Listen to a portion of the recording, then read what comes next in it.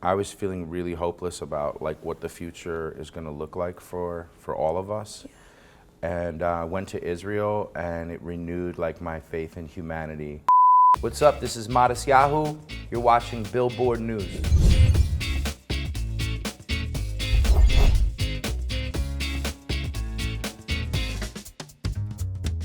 Hey everybody, it's Rania Niftos with Billboard News, and I'm so excited we're sitting here today with Matisyahu. Hello!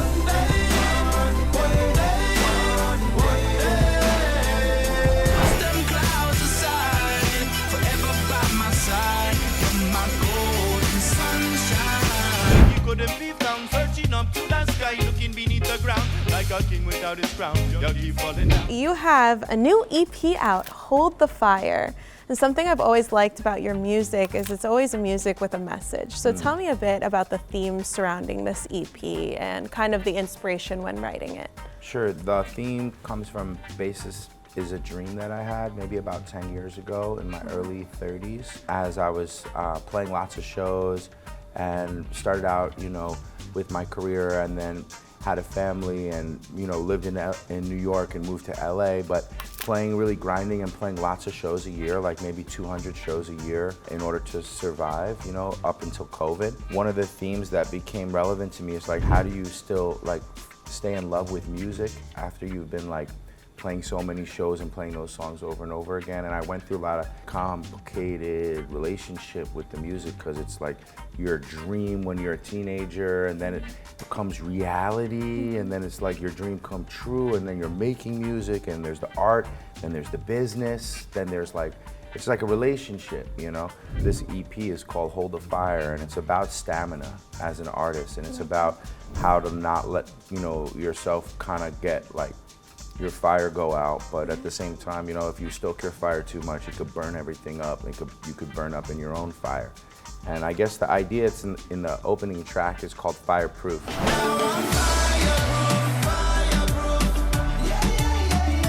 And the second verse, I talk about a dream that I had, where I was in this ancient synagogue somewhere in the Middle East. I had a dream I was lost in Morocco in another place in time. Basically, I was playing with a baby tiger, and then the mother tiger was shooting fire out of her eyes. Whoa. And then I was caught on, and I was on flames, I was on fire. And then all of a sudden I looked down at my hand, I saw it was made out of water. And then I thought of the burning bush in the Bible, the story that Moses speaks to God through the burning bush. The burning bush is a fire that doesn't consume itself. That's what it says about it. It's a fire that's not burning up. And Moshe means drawn from the river, drawn from the water, because Pharaoh's daughter pulled him out of the river. So this idea of balance, and being an artist, and how to continue being in love with music and creating good art, and also make a living at the same time is kind of, I guess, one of the main themes of the record. With Fireproof specifically, I like the theme of gratitude that you have in it, because it's something that I try to focus on constantly in my life, and I love the lyrics. I'm overwhelmed from the altitude. I take a breath and feel gratitude. I shift my attitude. How do you maintain, I guess, gratitude with so much happening in the world, in your life, and everything, bringing back to that grounded centeredness? I don't know, that's a great question, but what popped into my head immediately is humility. That's how you have gratitude. I think just being appreciative to be alive and to have what you have, and to kind of go deep into the idea and the feeling of humility probably is the best way. Yeah, I would think, I agree. And Fireproof is one of 5 songs on the EP, correct? Yeah. How do you go about picking which songs end up capturing what you want to portray on an album, on a project, on an EP? I'm not a fan of throwing songs away. I know a lot of artists will be we wrote 400 songs and used 10. I wrote 40 songs last year, and these 5 songs are part of those 40, and I'll release all 40 of them. Oh, great. Yeah, I like to release everything. And in today's day and age, with the way music works now, you can release music every, a song a month or whatever, and that's pretty much what most people do, and it's actually the best business model. The idea of releasing 12 songs and then going away for 2 or 3 years, which is what I've done earlier in my career, is absurd, you know? So I love it, because for me always as an artist was I'd make an album, and then it would be months or years before those songs would come out, before I could play them live And by that point, I've already moved on in terms of this music that I'm listening to that's inspiring me and the concepts in my life. So the idea of like recording music and just releasing it as you're living and you're performing it, you know, like this EP right now, I'm performing it, you know. And when you release music, when you write a song is one level, you know, then when you release it is like another level and everyone's hearing it. But when you start performing it, for me, as an artist who does a lot of live performance, it's kind of like that's really when the song starts to really come alive, you know, like every day, you know, you're performing it at a show. I love the idea of like recording a lot, releasing a lot, doing it all in time as you're living, you know. And that you have the freedom to do that now, especially because you're releasing this EP. You've released it as an independent artist on your own record label. Is that something that you wanted to do because you wanted to be able to release music as you wanted? Well, right now, you know, obviously you always want to have like a partner, and you want to have a partner who's like, you know, powerful. Who doesn't want that for their career or their music, you know? But if you don't have that, you can release music. It didn't used to be like that. It used to be much harder to be an artist, where you had to either be on a major, you have to listen to everything what they're telling you. They might sit on your album for years or not put out your music, or say that you need incubation, who knows. So now it's like boom, boom, boom. You have a song, you want to release it. Like my sons are 18 and 17, they're releasing music. And you know, they're like, whoa, we want to have, you know, talk to labels and this and that. It's like, no, just release your music. You want to make a video, make a video. Just do it. You know, you want to get followers, post content. Like it's a completely different world that we live in, and in some ways it's really freeing. You also have a song coming out that's not on the album, Ascent. Yes. Tell me a bit about the inspiration behind that. I love the name, Ascent. It comes from the Song of Ascent, which is a prayer, Hebrew prayer, Shir Hamalos. This song is about anti-Semitism. I wrote it after Kanye and all that stuff happened, and people were asking before October 7th if I had any response to the anti-Semitism. And it wasn't really at the forefront of my being at that time, you know. Over the years, even though I came out as this like Hasidic Jewish artist when I first broke, and that was how everyone knew me, over time, being Jewish, I would say, became less and less the central theme of my being and of my music. And as I kind of like toured in America and around the world for years and years, and meeting different people and learning different things, and being a father, I have 6 kids, and you know, a partner going through divorce, addiction, all kinds of things, my music became way more, I guess, just about human experience and less about the Jewish experience. But someone played me this beat, Michael Goldwasser played me this beat. It's like, so it sounds like this golden era hip hop beat. And I just, like I said, I just started free associate writing, and I ended up writing a song about anti-Semitism. I think it's pretty powerful. I think it's gonna be a really empowering song. It's not like the One Day that you might know from Matisyahu.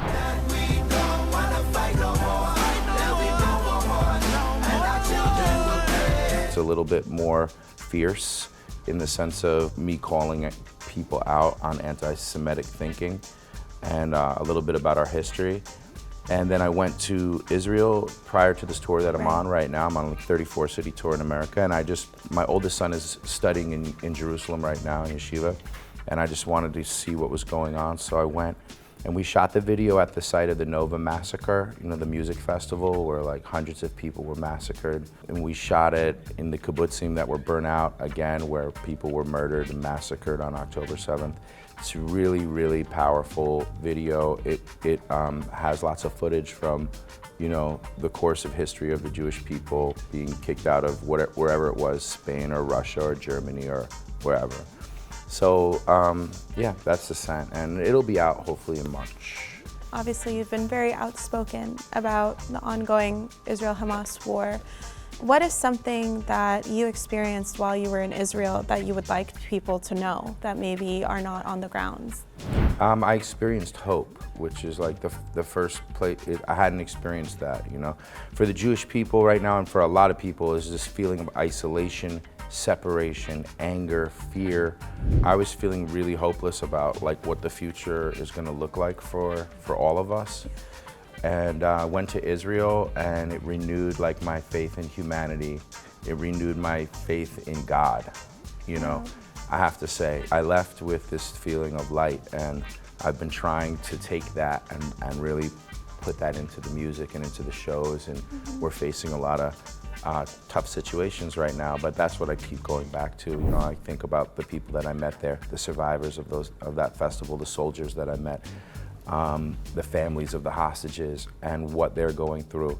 And you know, that's what's giving me the strength to be myself and not be quiet about what's happening right now. Was there an experience that gave you like a very particular sense of hope, an interaction you had that really particularly moved you? Yeah, there was quite a few of them. I mean, being on site of the festival was powerful. Being someone who is a musician, who went to festivals prior to being a musician, understands that culture, and really getting a feel, hearing the stories of some of the survivors. That was very powerful for me because I can picture myself in that situation. You know, sun is coming up at a music dance festival. Everyone is on some type of psychedelic or Molly or something like that. And then all of a sudden there's terrorists falling from the sky and you're jumping into a garbage can and then it's getting blown up, or you're getting like brought back to the tunnels in Gaza, like you're being taken hostage. I mean, it's a horrific thing to think about. And to meet those survivors was like, I felt like it was like meeting a Holocaust survivor, to see like how they're continuing, and you know, that was just very powerful for me. I met a young woman in that same hospital who was shot 12 times. She's in a wheelchair, and she's just telling me the story. You know, she lives in a kibbutz. It's like, those are very peaceful places. They were working very much on peace with the Gazans, with you know, Palestinians. Their whole lives were based on that. That's why they were living there. These very peaceful kibbutzim. Kids are like living all together sort of at the edge, right by the fence that was brought down. So that's where like the teenagers and young people in their 20s. So this one young woman was there, and they came in and they went into the bomb shelter, her and her boyfriend. And then eventually they would like shoot at the handles. So she got shot in the hands and the legs. Oh God. And then her boyfriend is like, you have to go out the window. You have to jump out the window. And she looks out the window, and like 20 feet in front of her, there's like 50 terrorists, and they're laughing and they're eating while they're murdering people, babies. And then she has no choice, so she jumps out the window and starts running. It's like Game of Thrones or something. They start taking target practice at her. Video game. Shoot her in the leg, she falls, she gets back up, they laugh, she runs a little more. Somehow she dug herself into a hole and survived. Whoa. And then is there telling me the story, like firsthand, you know, hearing that.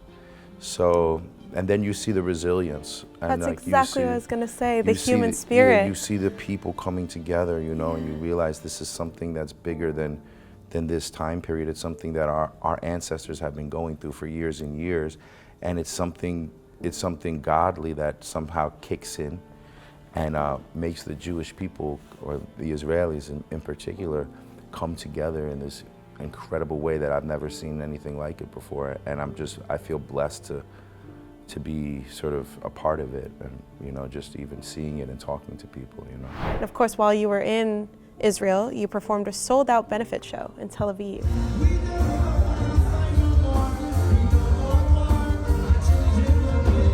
That must have been a really special experience. Yeah, that was great. I played with friends of mine that live in Israel that are musicians that, you know, honestly can't make a living touring around the world because they get boycotted, you know?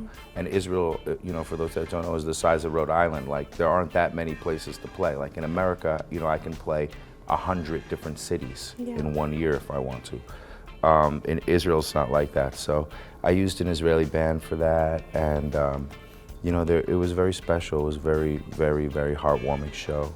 You know, beautiful.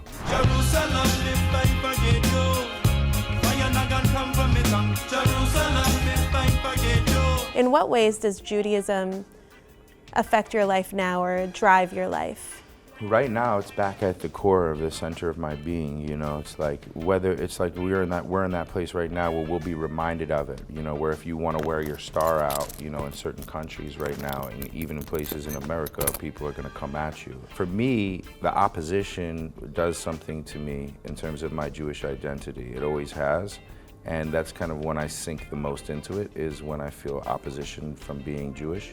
A lot of Jews are like that, you know, the Michael Rappaports and the Brett Gelmans and the Montana Tuckers. There's a few of us out there that have this kind of punk rock rebel spirit, and if you come at us, we're gonna dig deeper and deeper into our Judaism. And then there's a lot of people that are, not necessarily as sure where they stand with that. But for someone like me, who went into the depths of my identity in my early 20s, as I was, on this path of self-discovery, that took me into the basement of Crown Heights for 2 years, where all I did was study Torah, became fully Hasidic, and then lived in that community and for 10 years. I certainly have, what to take in terms of inspiration from that. And then at some point I had to free myself of it, as I felt it was like constricting and constraining, it wasn't helping. But I definitely know how to lean into that and feel that the time is right for me to do that now. Young man, the power's in your hands. Slam your fist on the table and make your demand. So you had a few shows recently that got canceled. Can you tell me a bit about what happened there? There have been protesters at my show, and 2 shows got canceled. One of them in New Mexico at a place called Meow Wolf, where after we had driven, hundreds of miles, set up, had a sold-out show, fans were starting to come. The staff claims that they were afraid to come into the show because of 10 protesters. We've discovered that that's obviously not true, and they chose to not come in and to wait till the last minute, so that we had to cancel the show. The next night there was a similar situation that happened, and when they let us know that the show was canceled, I myself started making phone calls and found another venue, a legendary reggae venue down the street. This was in Tucson, Arizona, so the Rialtos, who canceled, and The Rock, which is where Lil Peep, that was where his last performance was. And we went there, a guy named Joe opened up the place for us. They claimed there that it was a security issue at the Rialto. So we moved everything, found a completely new staff in 2 hours, wow, and had a beautiful concert with no security issues. Mm-hmm. So again, it's like, people can say what they want, but we know why these shows are being canceled. The bottom line is that we're gonna continue, and we're gonna play every show on the tour, and any venue that cancels, I have backup venues in every city in America. I've been doing this, like I said, 200 shows a year for 20 years in this country. And so we will play our shows regardless. Mm-hmm. We run for the mountains, we will run for our lives. You do a great job at putting forth unity and hope in your music, and you do that by also not confining yourself in different genres. You like to play around with different genres, you like to go with what you're feeling at the moment. What gives you the confidence, I guess, to be able to do that and trust that your fans will always support you along the way? Well, you have to be willing to take risks, and you have to be willing to lose fans if you're gonna kind of like go in the art route, you know? We were talking about that earlier, of that balance between business and art. If you only kind of like think about what the fans want, you'll make yourself crazy, for Matisyahu at least, because I have so many types of fans that, and in today's day and age with social media and being able to hear what everyone thinks, it's not good for an artist, I don't think. I think it can really eat away at your soul. And I had my experience with that early on with social media and stuff. So I think you have to do, as an artist, what's real to you. And, sometimes that might not always be exactly what the fans want.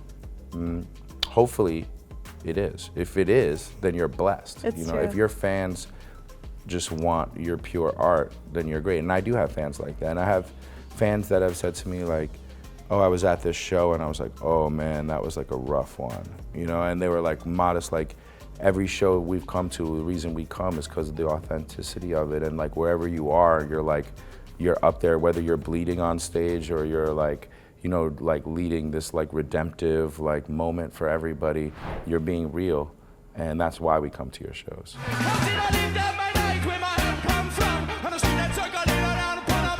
You also have a young artist as your sons as well. Is there someone that you're into, like a young artist that you're really liking right now, that you kind of hope they take from, or that you feel inspired by watching their growth?